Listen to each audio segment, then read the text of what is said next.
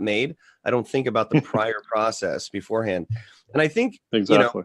I think making coffee is very analogous to scaling marketing. You have the beans, you've got to crush the beans, and there's a certain energy force that has to crush the beans, and you've got to have what you're going to stew it in, and you've got to put them in, and then you've got to heat up the water. There's a lot of force and physics you have to overcome to heat up the momentum to then create this, catalyst to bring all of the goodness out of the beans that have been crushed.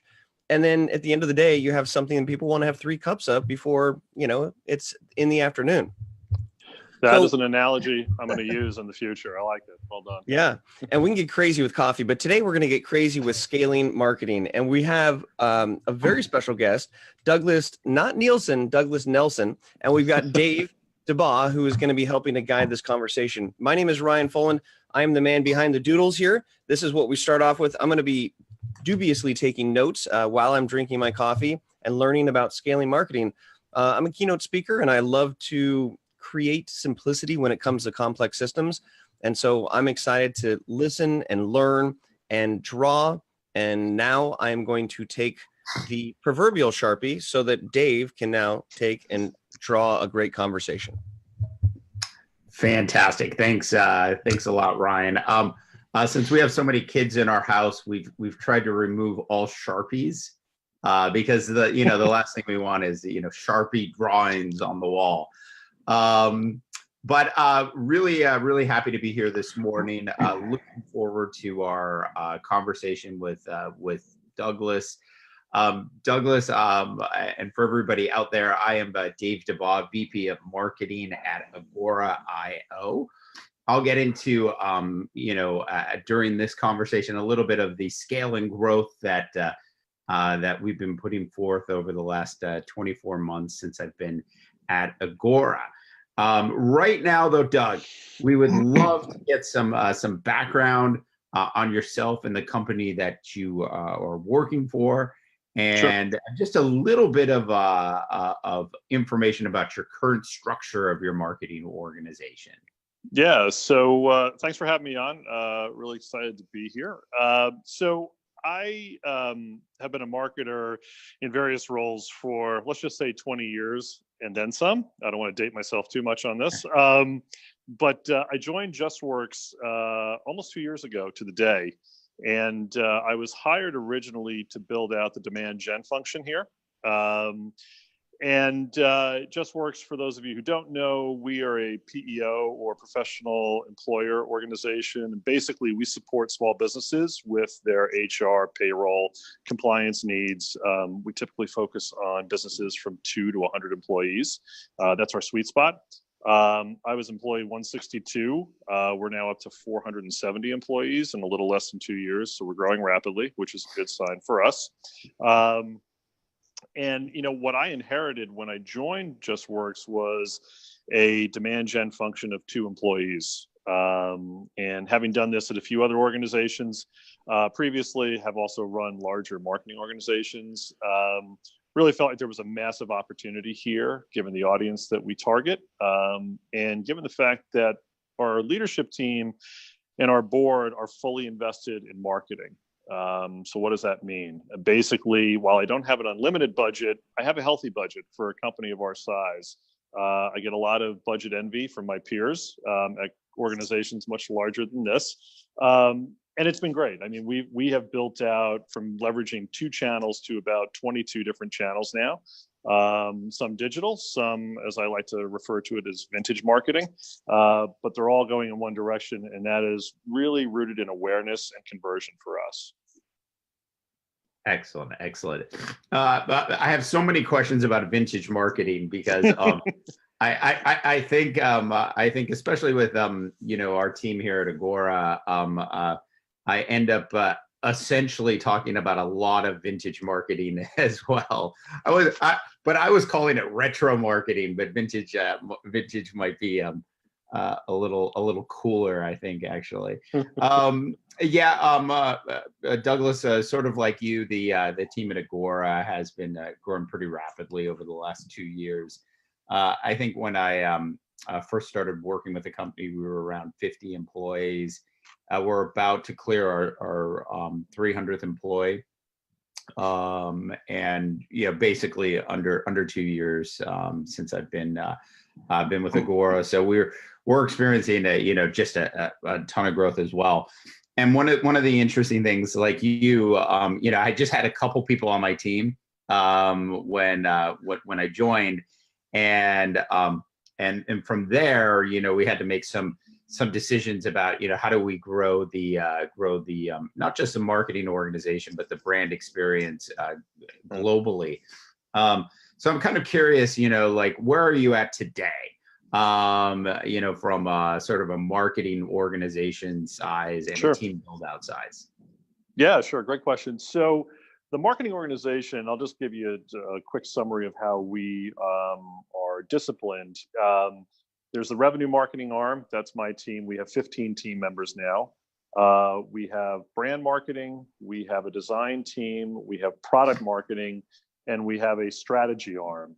So 5 core teams that make up the larger marketing organization. Interestingly enough, there was a time where revenue marketing and brand marketing were separate entities. We did that for about a year. So the revenue marketing arm reported into Isaac Oates, our CEO and founder. And then, as I think you can attest to, as the organization starts to scale, growth challenges, present themselves. We're always tinkering with the organizational structure to figure out what feels best. And it felt like bringing the 2 marketing organizations back together made the most sense, really predicated on the 5-year strategic plan we now have in place. So there's been a lot happening in the background. But to give a little more context, the revenue marketing team is basically made up of events, brand and advertising channels. So that gets into our out-of-home strategies, our digital TV opportunities. We have sponsorships and partnerships with the New York Mets here in the New York area. And then we also have the performance marketing arm, which is really the digital arm. So our paid and organic strategies sit within that team. And as I said, and then we also have what we refer to as a market response team. This is a team of 5 analysts who basically qualify every opportunity that comes through the funnel as a marketing qualified lead. They do that last mile qualification. And basically, we have to do that because there's a level of complexity to our business and who we're selling to and whether we can service these prospects or not. And we're, at the end of the day, looking for about 15 different pieces of information or criteria that we have to check the box on before we hand an opportunity over to sales. So having this market response team has been critical in terms of not only driving the quality of opportunities we move through the funnel, but the conversion rates down towards the bottom of the funnel. And it's worked out incredibly well for us. Yeah, I think definitely getting to the truth of MQLs, making sure they're really MQLs before they move over to the QSL world is important as well. It's kind of funny, in the old days of running one of these kinds of marketing organizations, or Doug, as you might say, the vintage days, we would have definitely not had as many qualifiers, not had nearly as many qualifiers in place, and even understood the questions the way we do today, I think. Right. And that really makes a big difference, especially when you're starting to talk about increased spends. Doug, I've got to know, with your big budget, will we see a Super Bowl ad at some point in the future? So that's a great question. That was a hot topic around here. It's interesting because the DNA that Isaac has really put into the organization is he's a huge believer in hiring people in areas where he doesn't know much. And he'll be the first one to put his hand up and say, I don't know a lot about marketing, so I brought you guys in. And we got into this topic about, our fiscal year, just for clarity, runs from June 1st through May 31st. So we're coming up on our new fiscal year in about 3 weeks. So there's a lot going on here. And part of that, obviously, is the budget planning. And we talked about not only expanding the budget, expanding the number of markets or MSAs that we're going into, but also the channel usage and where we want to make some bigger bets. And the topic of a Super Bowl ad came up. And I think Isaac's notion was that this is just purely B2C. It's trying to make a big splash. Would that be the wisest investment? And while it's not something we want to do right now, when we think about our TAM, we're talking about tens of thousands of small businesses with upwards of, anywhere from 25 to 35 million employees. That's a massive market. And I'm pretty sure some of them watched the Super Bowl at some point. So we had an interesting back and forth. I don't know that we're going to do that necessarily, but it does speak to the way we view channel usage and where we want to invest, because we have a different strategy in almost every market that we're going into or in currently. Right. Which leads me to sort of an interesting question about verticals. Verticals and vertical marketing and becomes very important, especially when you're starting to scale an organization. You always hear you should just go after your low hanging fruit first.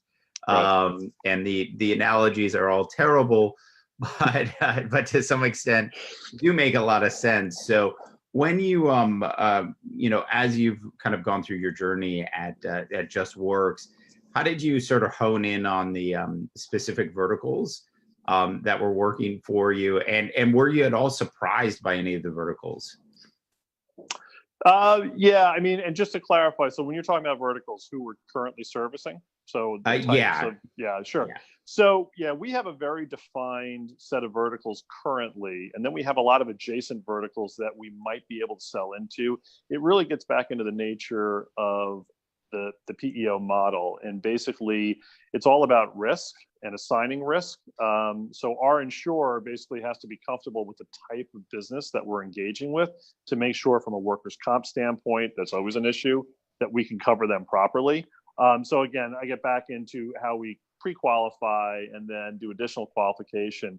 But I think by and large, our verticals are professional services in technology, in healthcare, in the agency side of the business. So we have a ton of digital and creative agencies that are on our platform, even more SaaS companies. But basically, we've really thought about how we want to engage them. And understanding their channel consumption. And again, this is a relatively, it's a millennial audience by and large.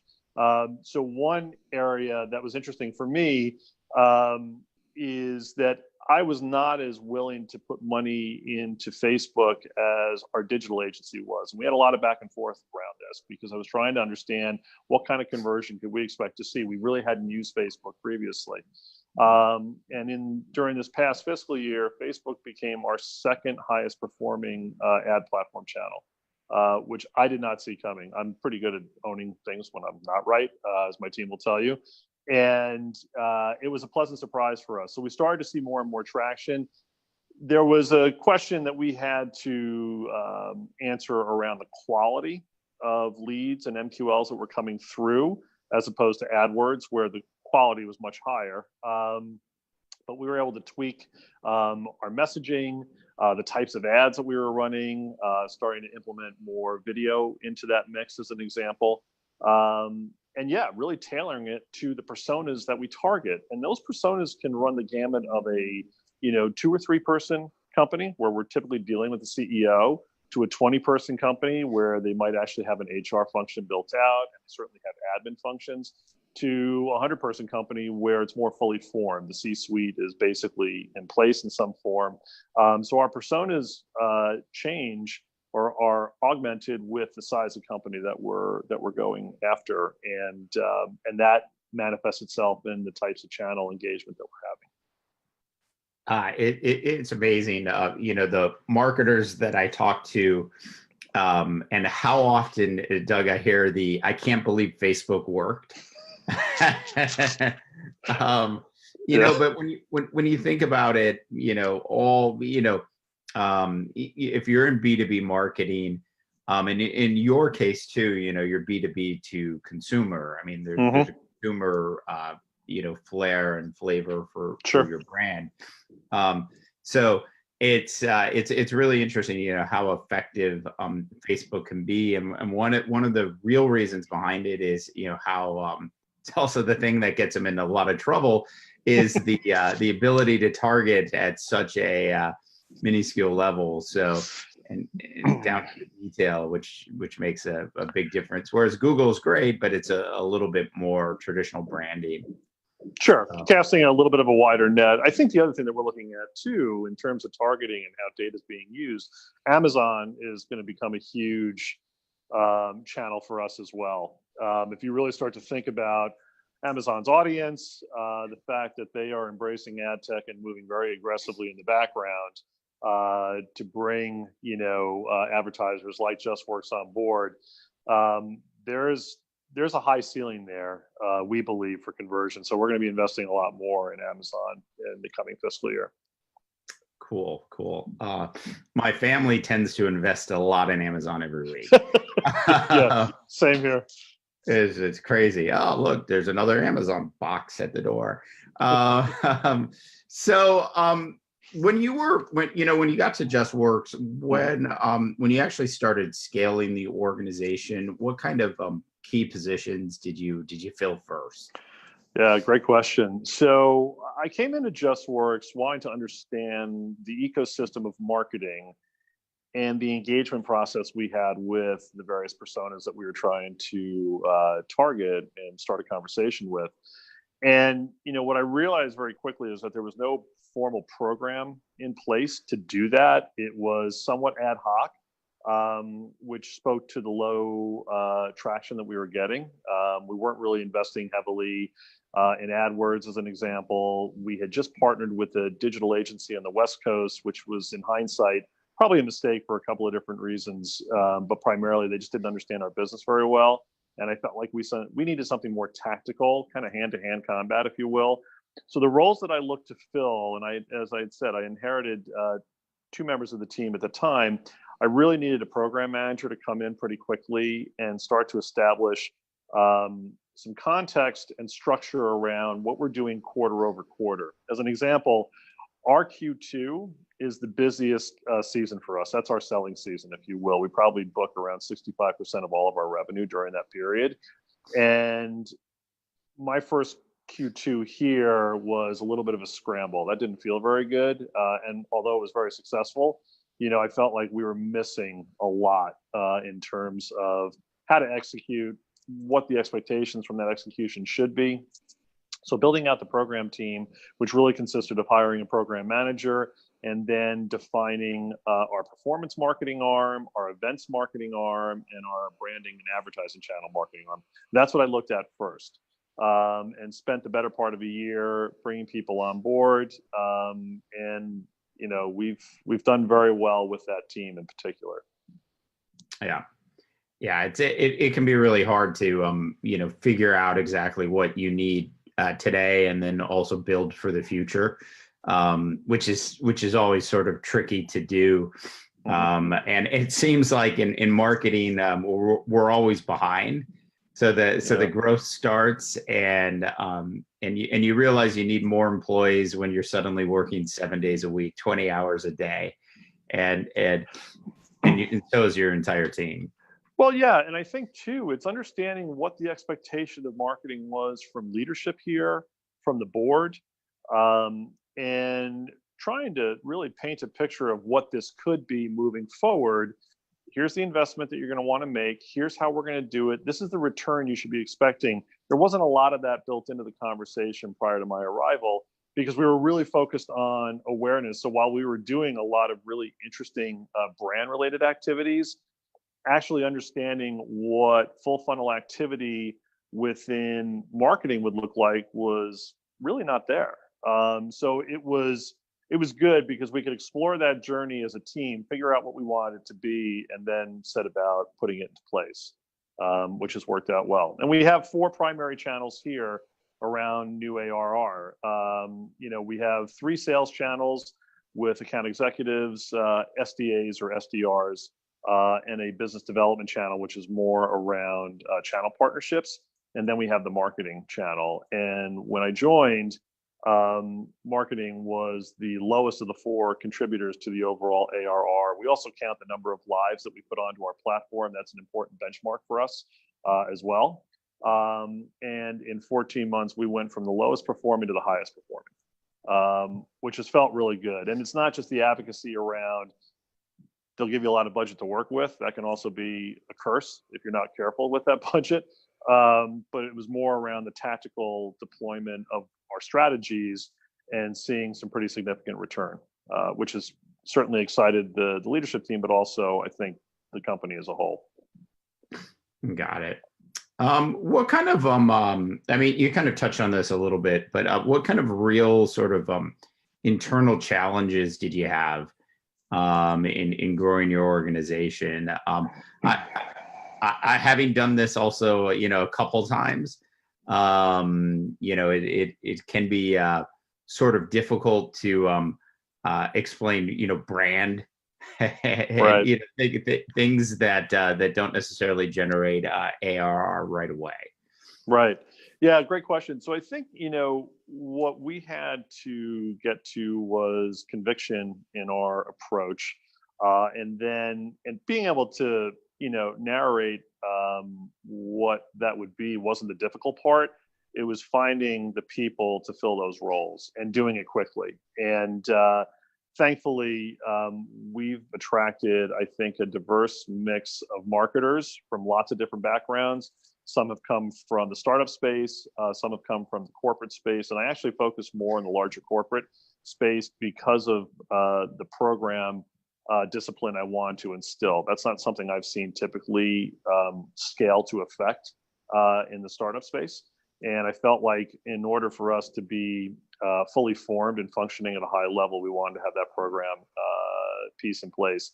So that's where we really started. And then it was, to the point around the brand, it was also getting a handle on the brand equity, how this brand is viewed, and, understanding the value of that.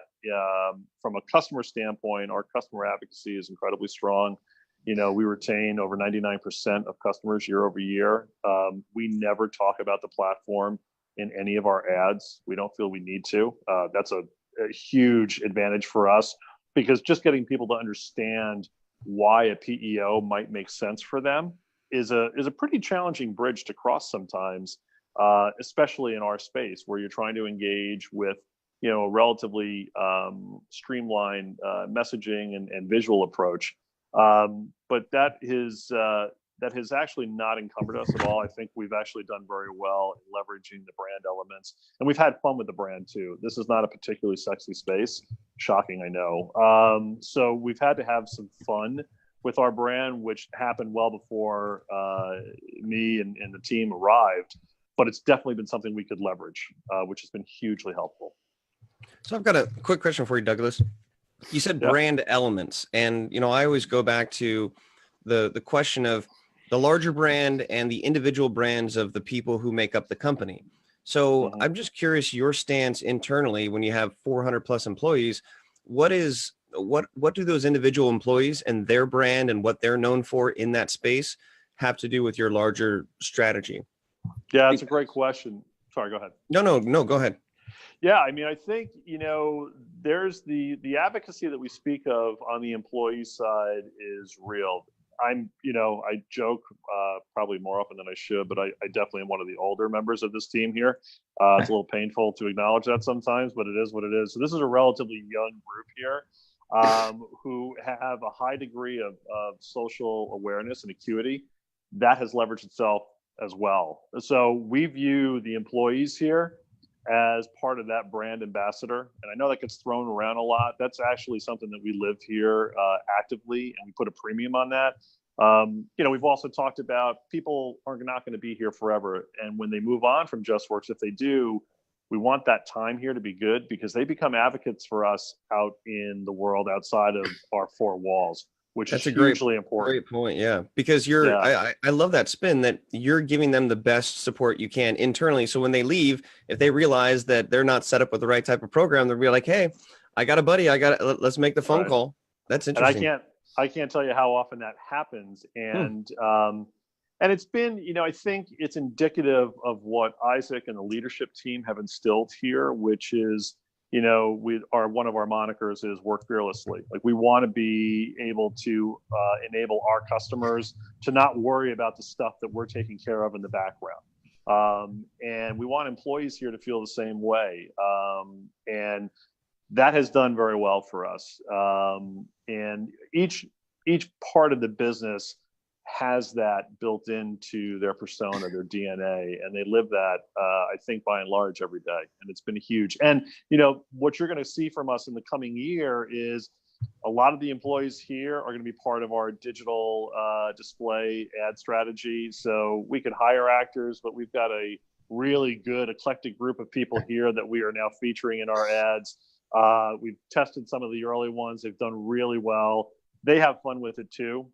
It kind of ups their investment in the company. They get a kick out of seeing one of their ads pop up on a retargeting with one of their friends, So it has it's paid well for us, and they like it. And it also, I think, makes them feel invested in what marketing is doing. You can be in customer success, you can be in sales, you can be in engineering, but you're still going to be appearing in the ads that we run. And I think that has the tangible and very real effect of broadcasting a positive message for them. I love the answer. That's great. But Dave, back to you. Hot Pocket, back to you. Hey, I was going to say, I love the answer as well. And, plus you don't have to pay employees union dues. No. No need probably for craft services and all those things that you do in these video shoots. So that's really good. Focusing sort of in on the right sort of mix of marketing activities is sort of directionally where I want to sort of take today's conversation from here. Sure. How did you because I know, sort of in my experience, especially at Agora recently, trying to find the right marketing mix, casting the right net, if you will, to sort of hunt down the right types of customers. Definitely was a challenge. It's something that we certainly, I think, have figured out, but it wasn't something that I think anybody knew, sort of coming into the space. So I'm kind of curious how you pulled that off there. Yeah, I think what we tried to focus on, and this was in process before I joined the organization, like we were really starting to take a deeper look at the personas, who our core audience is, and who we want them to be moving forward. And that's part of the challenge, but it's an exciting part of our business, which is we're discovering each month new customer bases to go after. Again, it's predicated on whether we can service them from an insurance standpoint, for one thing. So there's a little bit of work that has to go on in the background. But, I think looking at marketing and looking at, what we are doing from a brand, and brand for us is really content, video production, whether it's on the website, whether it's in our ad copy. We are producing more and more videos that are really servicing the entire organization, not just what we may need on the revenue marketing side. But it really forced us to think about the who and the what and how we wanted to start a conversation with them. And the team itself, right now, the marketing team is about 30 or so employees. We're going to 46 in the coming fiscal year. We've built out a robust product marketing arm, which wasn't here when I arrived. We're adding in terms of PR support. We're trying to bring some of the things that we've outsourced in-house from an agency perspective, and PR was the first area that we're going to do that. And then I think it's really about making sure that all these teams are aligned. So we definitely still have some challenges around what my team is looking for versus what brand is creating versus what we're saying to the press. And that's a constant, we check in on that weekly, sometimes multiple times a day, depending on what the activity is, because things are moving quickly and we have to make sure that we're aligned. And Camila Velasquez, who runs marketing for all of Justworks, has really put a premium on making sure that as the teams work cross-functionally, that we are not tripping over each other, and certainly remaining on brand. But it's a muscle memory that takes a little time to develop. Yeah, I think it can be. It's always challenging. It's funny because, when you scale an organization, a lot of times you have to put in consultants and contractors, and you jump on websites you've never heard of to find a graphic designer, and you do all these things, and then eventually, especially in a larger sort of opportunity. When you're kind of going from a startup to a real growth company, right? You really do tend to bring that functionality back into your organization. Well, and I think the other thing that we want to achieve here too, and it was something Camila and I talked about during my interview, was that we wanted to build almost like an executive MBA program for the team that comes in here, that they're going to learn a ton. And regardless of how long they're here, and we hope it's for a while, that they're going to walk away from this experience as better marketers, and have a much better understanding of how marketing can really influence the direction of an organization. So we've put a premium on that. And, I think by and large, the team feels like they get a lot out of this as well. That's our hope anyway. Yeah, we like to say we're training sort of tomorrow CMOs today. Yep. on our team. But I'm like it's a young team, so we're not quite there yet, but we are in full training, I think. Yeah. So how do you sort of being on the demand gen piece, obviously there's always a lot of pressure there to help make sure everything is heading in the right direction. It's funny, when I get to put my branding and PR hat on, I feel less pressure. When I got my demand gen piece on, I tend to lose more hair. So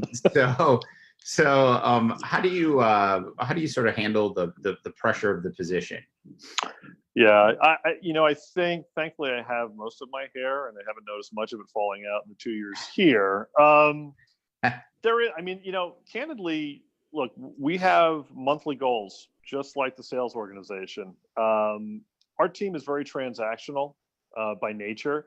We have that immediate feedback loop around the dashboards that we're running. The data that we have is dynamic. So we know pretty quickly if we've got a channel or multiple channels that are underperforming in a particular market. And I think we're adept at identifying challenges and making decisions in real time to change that dynamic. I think the pressure that we feel is really that, we have aggressive growth goals. And because we've had a really good fiscal year 19, those goals went up about 45% for fiscal year 20. So there's my pressure right there. But here's the beauty of it. The organization is giving us the budget we need to compete. And while it's not all about budget, as well as I do that being hamstrung and having to make decisions where you're taking, money from one channel and putting it into another can have the adverse effect longer term. So I feel like we've got a ton of at least 2 years of really predictive data that we have that we're leveraging now, where we know what performs in each market, which channels outperform. I'll give you a great example. Los Angeles was a new market for us at the start of this fiscal year. And while I expected good traction out of the inbound channels, the marketing channel, we actually blew it out of the water, which was really gratifying. It did not require an overinvestment. So what it told us right away was that this was a market that understood our proposition. Again, we're a New York brand, so we don't always resonate in other cities the way, kind of that snarky New York approach that we have fun with doesn't always resonate in other locales. And my concern about Los Angeles or Southern California was that I don't know how they're going to get the brand, what kind of value they'll get from it. And early on, we took a very baseline awareness-based approach, and it really started to get traction on AdWords and on Facebook, and ended up being our highest performing MSA outside of the New York metropolitan area. Now, here's an interesting tidbit. we were not actively marketing at all in Northern California. We had made the decision years ago that there were so many competitors in that space where LA was underserved, San Francisco or Silicon Valley was overserved by people in our business. And we felt like word of mouth was doing enough for us. And San Francisco is one of our higher performing markets, but we weren't making any active investments there. That's going to change for the coming year. Now we're finally starting to see that with no effort, we were getting good traction. Let's see what happens when we really invest in that market. So it really is a market by market decision, and our mix is varied across the probably 15 different MSAs that we're in now. That's great. That's gret. Okay, we've got time for one last, just unbelievably important question. And I like to ask this question of basically most of the marketers I talk to. But what do you and how do you manage your team's projects? Because project management, it tends to be one of those things that is certainly overlooked, and is a very important piece to really sort of bringing your organization together. Yeah, great question. At a certain point, you have to move away from Google Sheets if you want to scale. And what we have done, we use this Asana for the most part, which has been, I think, good. It's interesting because within marketing, some teams like the design team use the project management system a lot more than perhaps my team does. And again, I think it's the nature of, if you think about the 4 or 5 designers that we have now, they're not just servicing marketing, they're servicing the entire organization. So that in and of itself is a level of complexity and tracking that Asana has really, I think, helped them. I think for us, the team, we're using it as well. We also have Confluence pages, and we try to use a hybrid of the two to make it work. But we have not, I wouldn't say we have crushed it on the project management side. I think we're still trying to explore what feels best for the entire marketing org. But right now, Asana seems to be the one that is used more than anything else. Yeah, that I think one of the hardest things with the scaling organization is realizing that, and it's something you guys have already realized, that certain people inside a marketing organization end up working with a bunch of other organizations in a growth company, and from that comes requests, demands on time, right. Creative has to be built out. And there's a certain sort of, brand element that I'm sure you guys are trying to bring to the forefront. So to kind of deliver all of that certainly can be challenging, especially for graphic designers and people. Oh yeah. Side. Yep. Yeah. So. All right, Ryan, I'm going to go ahead and throw it back to you. I can't wait to see what has Ryan crafted for us. Okay, well, look at this. See if we can get the full picture here, right? Wow. So, Doug, I just want you to know that person in the middle is you. Yes, you. And and there's the coffee mug right there, because it is. And my recap is really I'm gonna fly with this coffee analogy. First of all, you have to have the best beans. The best beans are the best employees. They are the smartest people in the room, and you can't be afraid to do that. Then you don't have to grind them up like this is an espresso. You've got to make it coarse. You let them have the rough edges, and they have skin in the game so that later on when they leave, they know where the best coffee is in town because they have actually been a part of brewing that coffee. Yep. Then you have the water, right? This is the hot water, and you've got a sizable marketing budget, and that helps. The hotter the water, the more you can pull all the goodness out of the beans. And then depending on how you're actually, using it, you might not know that there's a good percolator over on Facebook, and there might be a nice sort of French press over on Google AdWords. And there's the different ways you can do it, but you don't really know unless you go through the motions to brew it, smell it, taste it, and then decide if you want to brew in that area again. And so I just really think that what I heard was a consciousness of the brewing process. And the more you have your employees involved in brewing it, like, hey, Susie, can you go ahead and make that coffee today? Sure, great. Everybody gets a little bit more skin in the game. So it's great to see how scaling starts with the bean, that has to be crushed, that has to add the water, that has to have the time to percolate, that has the time to test. And you know what? There's probably a little cream, probably a little sugar. Everybody takes it differently. But at the end of the day, for me, scaling marketing in reference to what I've learned here today is like a nice brewed cup of coffee. Absolutely. Couldn't have said it better myself. Well, you said it for about 45 minutes. And so I just took what you said and regurgitated it. So for all of you, no, go ahead. Final word. The coffee analogy really works. I will now be having coffee for the remainder of the day. So thank you very much for that. Awesome. And I'm sure that all of your employees and your customers, right? Actually, maybe, and I'm just throwing this out there, maybe you should send some like care packages of coffee beans and talk about how, coffee is a big part of the culture. And maybe you can start sending coffee instead of flowers and, potential employees. Send them Ironically enough, our experiential during this current fiscal year in both Philadelphia and Los Angeles, we had a coffee truck, fully branded coffee truck in both cities. We went to high density areas, and we basically, track by zip code where we think most of these prospects are. And for a week in each location, had a coffee truck giving away free coffee, free donuts. It was a huge hit. And that's the kind of stuff that we like to do because it gets out of the notion that, well, you're just a PEO or you're just providing payroll or benefits for small businesses. And it really allowed us to engage with both customers who would come out for a free cup of coffee, but also bring some people that they knew and who might be a fit for our platform. So the coffee analogy has a long tail in this conversation for sure.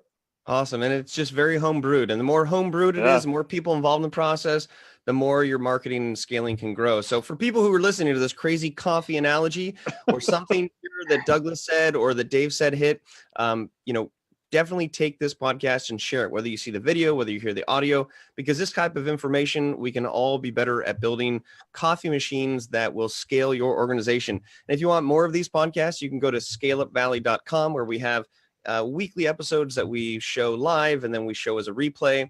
And you know what? Sometimes it's nice to go find a pot of coffee that is cold and heat it back up. So, nothing like a microwave. So your sharing and your comment and your subscribing is just like being in on that coffee train. So on behalf of all coffee drinkers out there, I will say this has been a lot of fun. And I might actually have to hit up my third cup now. So thanks, everybody. This has been great. Thank you, guys. Thanks, guys. All right. I appreciate it. Thank you. Bye-bye. Bye.